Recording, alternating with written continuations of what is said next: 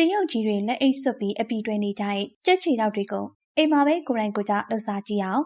ဒီချက်နေရလွယ်ကိုပြီးမမလေးတို့အကြိုက်ထိမိခွေလဲဖြစ်တာမို့လှုပ်ရှားကြည့်ကြပါအောင်နော်အရင်ဆုံးကြက်ချီတောက်တွေကိုအလဲကနေပိုင်းပြီးရင်တွေနဲ့တေချာပြုတ်ပေးရပါမယ်ကြက်ချီတောက်ဆိုပြီးမဲ့လေအညီနဲ့ထွက်မှာဆိုတာကြောင့်ဂျင်းထိတ်စပလင်ထိတ်ဟင်းချက်ဝိုင်းလေးကိုပါအပွားလောင်းထည့်ပြီးမိနစ်20လောက်ကြာအချိန်ပေးပြုတ်ထားပြီးဖို့လိုပါမယ်ပြီးရင်တော့ကြက်ချီတောက်တွေကိုစိဇလုံးတစ်ခုတည်းထည့်ပြီးပပလှီထားတဲ့ကြက်သွန်ဖြူငရုတ်တီးထည့်ပြီးတံပြာသေးလေးတွေကိုပါအပေါ်ကနေတင်ပေးလိုက်ပါမယ်အစာပလာတွေစုံသွားပြီဆိုရင်တော့တလုတ်စားပြီးတိုင်းတလုတ်ဆွဲညှိစေမယ့်အရသာတွေကိုပေါင်းဆက်ကြပါမယ်ဒါကြောင့်အချုံမောက်ပိန်းငံပြားငရုတ်စီထည့်ပြီးစပါကလင်လေးကိုပါရောထည့်ပေးလိုက်ပါမယ်စပါကလင်ရဲ့ကျေစုနဲ့ချိုအီလေးစားရမှာဖြစ်ပြီးတငယ်ချင်းတွေအတူတူကျင်းပကြတဲ့ပါတီပွဲတွေမှာဆိုလဲ